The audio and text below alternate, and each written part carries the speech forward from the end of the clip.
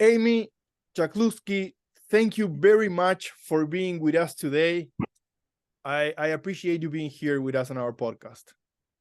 Thanks, Mateo. I'm excited to be here. Thanks for having me. Excellent. Today we're going to talk about, I will say, a very special topic that can generate difference of opinions in how to go about it, right? And we're going to talk about diversity in tech, diversity in the tech industry. I think first it will be nice to just agree on the situation, right? Because I had conversations with people that go like, well, is there that much a problem on diversity? And if we just go back to some of the numbers, right? If we look at the total population of the US, 333 million people, 50% of that is women, 13% of that is Black or African American, 6% Asian, 18% Latino. Now, if we go to computer and software related jobs, and this is data from the Labor Department, 29% of that is women. And we talked about this, Amy.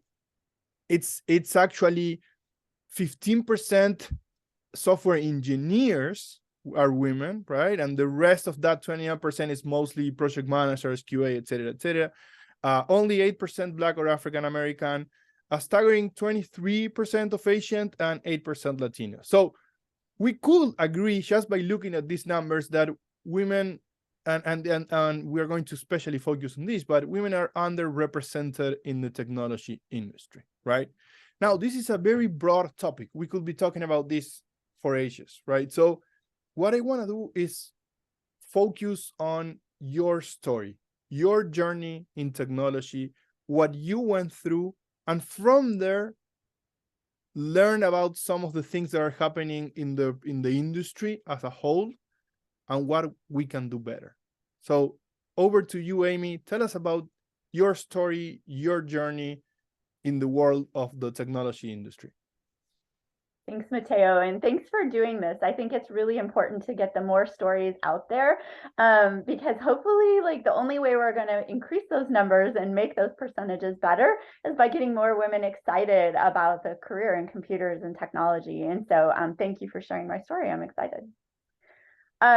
So I think every woman has their own story about how they kind of ended up where they are. So mine, of course, starts with my family, right? So my dad was in IT. He actually, when he was in high school, he really wanted to be a florist. That was his dream. He wanted to work at a flower shop and he wanted to work with flowers. So when he graduated from high school, he started working at Kellogg's, so the cereal company.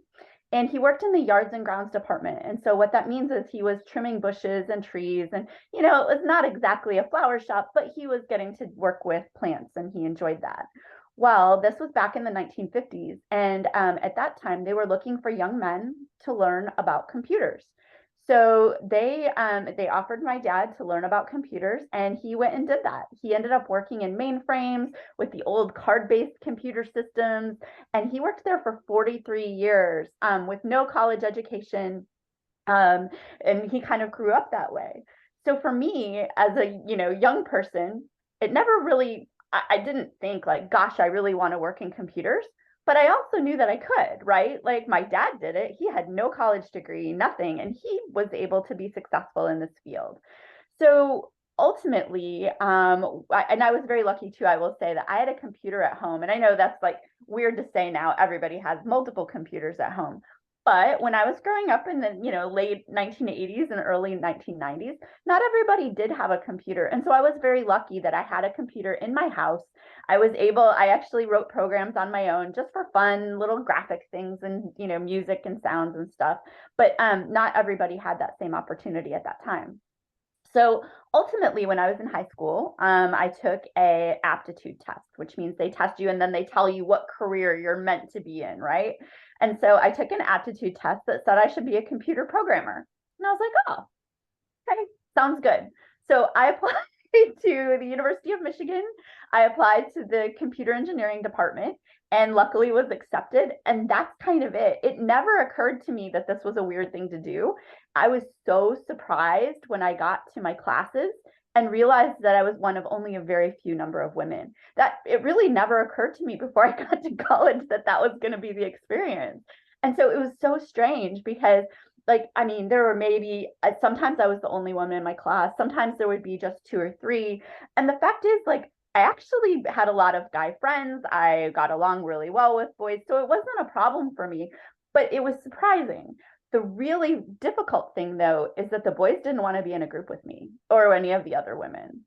There's sort of this bias that, you know, girls didn't know about computers or weren't going to be good partners or weren't going to be good team members.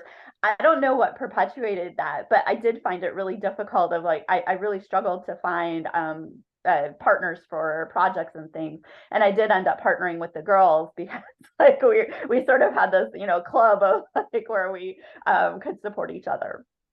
So yeah, so that's kind of my story. That's how I got into it. When I graduated, I worked at Motorola. My first job out of college. I chose that job for a silly, you know, young person reason. I grew up in Michigan where it's cold and snowy, and Austin, Texas is beautiful and sunny and warm. So when I got this job offer to go and move to Austin, I thought it was pretty amazing. And so I completely chose my job based on the weather. But it turns out it was really foundational because I got to work on mobile apps for phones before the iPhone, before BlackBerry, before any of that ever came to be. So I was very lucky that that kind of put my career into a great trajectory of working on mobile app development. Very nice, Amy. And you touch a little bit on some of the factors that create a lack of diversity, right? But let's expand a little bit on it, right? Why do you think there's a lack of diversity, and where does it start? So speaking for girls and women specifically, like, so I have a teenage daughter, and I have seen this play out. Also, I should say I work with a nonprofit here in Dallas that teaches kids to code. And so I actually see firsthand through my work with this nonprofit how this whole evolution kind of happens. So kids in elementary school, so in the early grades, girls are equally as interested in technology as boys. They're like, we get when we launch programs to third and fourth graders, we get almost 50-50 of kids that are interested in technology. It's great. Once they get to middle school, though, girls start to kind of shy away from technology. And like, there's lots of reasons for that. A lot of it is peer pressure. A lot of it is like perpetuated through our teaching systems of where, you know, we just expect girls to be less good at science and math than boys, which is not true, but it's hard because it's sort of mentally part of our the parents perpetuate it, the teachers perpetuate it, just because they expect that to be the case, and girls kind of align with that. Unfortunately, girls in middle school, they just want to fit in. They want to be like everybody else. They want to do what everybody else is doing. They don't want to stand out. And I think that that's really a detriment to trying new things and, you know, experiencing new technologies, new ideas. And unfortunately, I think that's the biggest driver. Once the progression kind of continues from there, where even if you've got some girls in middle school who are excited about technology, once they get to high school, the fact that they might choose to actually major in it in college, that's a whole other thing, right? An interest in technology doesn't necessarily translate to a, you know, wanting to major in it in college. There's so many, you know, opportunities for women out there. They have lots of different things that they're excited about. Throughout college, they'll go through some of the same challenges that I went through, of where, you know, being an extreme minority in your classes, and even, you know, people not wanting to be in a group with you, not wanting to be in a team with you. It's really difficult. You need to have some good mentors, good support system in place, because that can be really isolating. Once you graduate, it's hard to find a job. I will say I graduated with a friend of mine, a guy friend, at the same time. We had the same degree. We went to the same school. Everything was exactly the same. We got the same job offer at the same company in Austin, Texas, and he made $2,000 a year more than me. So, like, these things, like, continue to kind of grate on women, you know, or just constantly kind of seeing these play out, and it can be really difficult and challenging. So it's important to have a support system in place.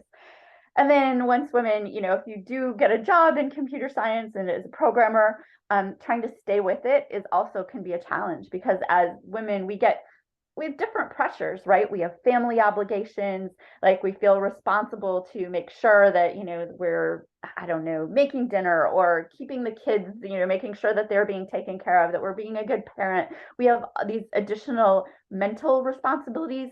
It isn't so much that it takes up more of our time, but it's more of like we feel this like ownership of making sure that our family is taken care of. And that can kind of take us where a computer programming job can be really demanding, where there are a lot of late nights, there are a lot of, you know, crazy release timelines and everything else, which works well for young people without families. But for when you're trying to balance all of those other factors, it can be a problem. And you sort of said earlier that you end up with a lot of women kind of moving to um, tech adjacent, right? So it's still technical, but not programming. So things like QA, project management, et cetera, like those are all really important jobs. But it's, to me, it's always sad to see women who started in programming kind of moving away from that only for, you know, work-life balance type reasons. Right. And I wanted to get your insight on this. I read somewhere that there's this weird effect on salaries where there's more, where women flock to certain roles and the participation of women is higher, salaries go down for everyone in those roles, right? So like graphic designers, there's way more participation from women, right? But they maybe earn less than their counterparts in different roles. QA, maybe a similar thing. PM, certainly a similar thing, right? Do you see that as well? Is it, you know, in your experience, do you see that happening as well? So I've read that also. And I can say, just as a person who manages other people, right? I see a lot of resumes, I hire a lot of people, I have a lot of these kind of salary conversations. And what I've noticed is that women are terrible about advocating for themselves. Right. Where men are more often willing to say, no, I deserve this much, and I'm not going to come and work for you unless I get X number of dollars or whatever. Women are much less likely to have that hard conversation. They're much more likely to be like, oh, okay, well, I'll take whatever you offered me. Right. Or is there any way we could just raise it just like a little bit? Like, I'd really appreciate it. Where, you know, that definitely isn't the case with men. Men are like, no, I expect this much, and if I don't get this, I'm walking. So Yeah. I think I think women do themselves a disservice when they don't advocate, so they don't value their worth. They don't come to the table with an expectation and then advocate for that. Now, within my organizations, I do my very best to try and make sure that, you know, we've got equity in salary, but that doesn't necessarily happen across all companies and all roles. Got it. Very good. What can we do better, Amy? What do you think as a whole in this industry, what can we do to improve this situation? So, I mean, I can't change the whole industry, and I certainly can't. But I'll tell you what I do, and hopefully it's helpful.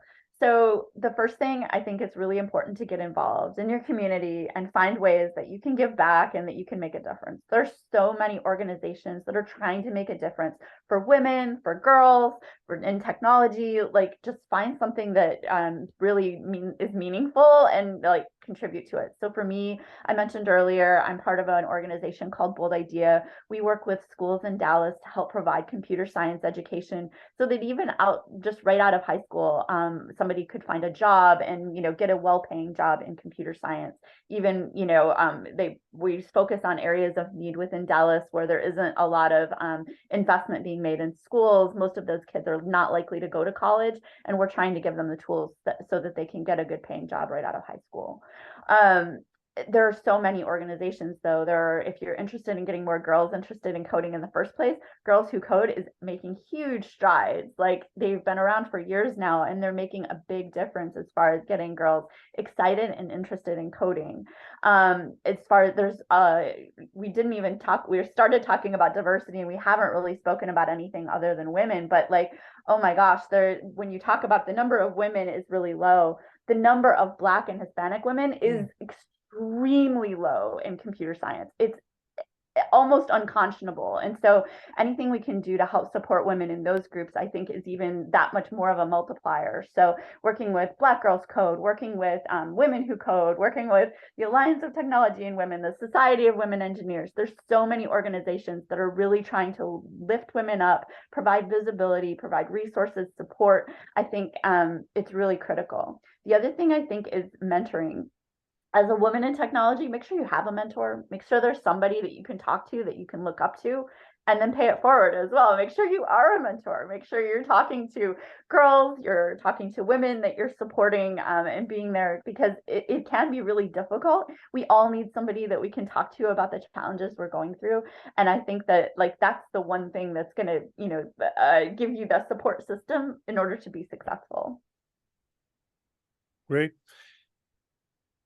Amy, is there any advice you will provide for sometimes? Let me tell you my story, right? There are times where I feel like I'm learning, right, and I'm kind of an ignorant with regard to certain issues, and I felt a little bit that way when it comes to diversity, right? I was talking to women engineers that we have at Exceed, and we were talking, and they were explaining so much, and they were sending me articles, and I read, and I learned. But then I started thinking like, wow, maybe the way I was talking about this before was hurting people or just didn't make sense. Do you have any advice for people like me, like male owners or people in at the head of a company or in leadership positions? What can we do as well to approach this topic in the right way? Mateo, I think it's doing exactly what you did. Ask for help, right? Women are looking for the opportunity to share their stories. And I think the more of those stories that we can share, it just multiplies the effect. So absolutely ask for help. And then I do want to call out that I think Exceed is doing an amazing job. So one, and hopefully you've already shared the story, but I think it's so amazing that one of your recruiters wanted to be a programmer and was learning to program in her spare time, was training and teaching herself how to code. And Exceed actually supported that and found her an unpaid internship so that she could have some actual experience to put on her resume. And then of course, Exceed will be able to place her with a great company once her experience is Right. up to that level. But I think it's amazing that you're really investing, and I think that's how it works, right? One by one, we help, we support, we coach, we mentor, and we watch all of these amazing women fly because of the work that companies like Exceed is doing. Thank you. There's a lot of inspiration that comes from you, Amy, so I appreciate it. Let's go back to the role models, right? I listened to you, and I think your dad was an amazing role model and someone that just made it for you. You had no doubts, right? Amy being in the technology industry was like a no-brainer because of your dad. I think that's amazing. Did you have any other role model, any women role model, while you were going to school or college? You talk about the importance of that. Do you realize the importance of that because you didn't have it, or because you had someone that made you proud and that helped you? Tell us a little bit about that. No, I think for me, it's always been my family. My family is my rock, and they always have been. I'm so, so lucky that I have a great, family that I've come from, right? My mom and my dad are supportive. My brother actually worked in IT. He was a database administrator. My sister is a computer science teacher at the high school level. Like, I was very, very lucky that I had a lot of support.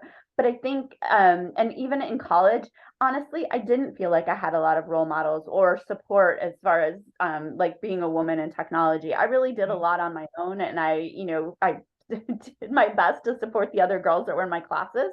But honestly, I had tons of friends outside of engineering, and I think that was the best, right? Is I had a whole group of friends that like I could talk to about what I was going Right. through.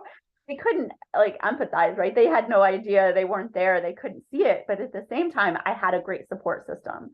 But once I got into my career, yes, I have met so many phenomenal women that I've learned from, that I continue to learn from. And I think that's tremendous. And I think hopefully all girls will find that as well. Once you get into the workplace, like women stick together. And I think it's important that we do stick together, that we support each other, that we stand up for each other. I try and exemplify that in my work now. But anyway, going back to your question, yes, I will call out Carolyn Law. I worked with her at BlackBerry. She is absolutely amazing. She taught me so many things, how to be humble, how to, be able to, at the same time, advocate for myself. She was a tremendous leader. I worked with, oh God, I'm drawing blanks on names, but I worked with so many wonderful women that have supported me along the way. And all I can do is try and do the same for the women that work for me. Very nice. I appreciate it. And I love when we go back and I see that smile on your eyes and all of the memories that come back from great people. It's amazing. Amy, when we do this right, when diversity exists, what happens? What are the benefits? I mean, you've seen the studies the same as I have, where, if you have a more diverse workforce, you are getting more different types of ideas on the table. And ultimately, whatever your product you're building is going to be better. It's going to be, more comprehensive. You're going to be considering more different perspectives. And I really think that that's the benefit, right? Is like getting more perspectives into the product. There's the story, it's an age-old story of like companies trying to figure out how to save money. And they're doing all these things, they've got all these like executives together in a room trying to think about how they're going to save money. And the guy comes in to empty the trash can and he's like, it's really weird. On every Tuesday, I find these hundreds of pages of documents in everybody's trash. It's really strange. And so sure enough, it turns out they create this hundreds of page report, put it on everybody's desk, and most people threw it out.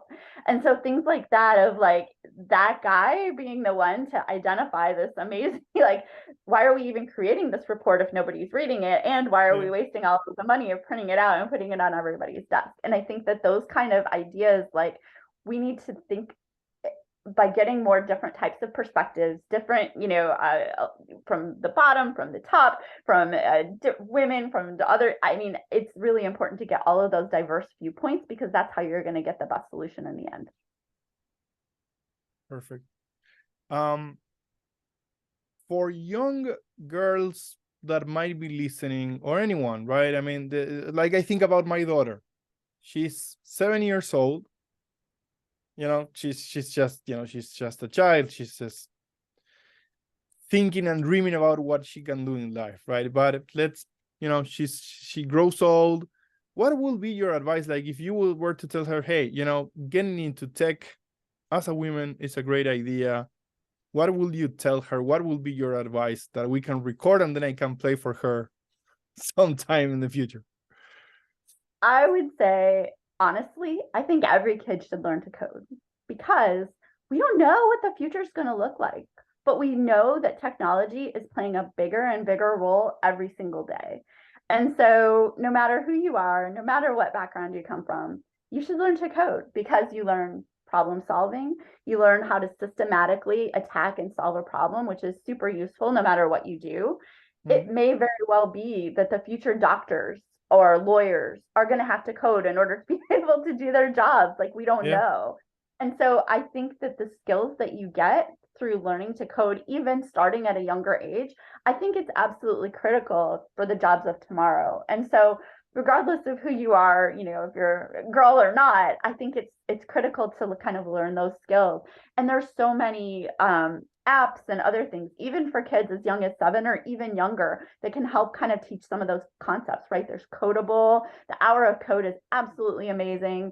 Even the Apple Playgrounds, like, you learn how to build an iOS app pretty easily, and it's fun. Like, you make the little monster move along. There's so many great tools out there that really can help kids learn those concepts early. And I think, why wouldn't you want to give your kids that skill and that leg up? Because we just know what challenges they're going to face in the future. Excellent. So I will say also, I with my own daughter, so my daughter's 15 now. She did 3 years of the Bold Idea with me, right? So we worked together. She built a bunch of projects. She learned to code, and then she decided it wasn't for her. I will say So although, I'm a little bit disappointed she decided that wasn't something she was interested in, she knows she can. She knows it's possible. She knows that that is a thing that she could do and that she can be successful at. Yep. And hopefully that message is something that will stick with her, because it's not just seeing me or, seeing that that was what I chose to do. She's done it and she knows that it's possible for her. And I think even that knowledge is tremendously beneficial to helping break down that bias of it's only for boys or whatever. If you've done it and you know that you can code, there's no reason to think it's only for boys. Completely agree, Amy. I love the story, by the way. And she's going to certainly bring a lot of the skills that you mentioned, wherever she goes, whatever she ends up doing, right? So it's amazing.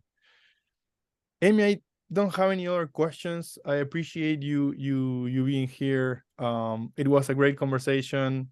I could talk ages to you. Maybe we can have another podcast, choose another topic and do it again. I just enjoy our conversations.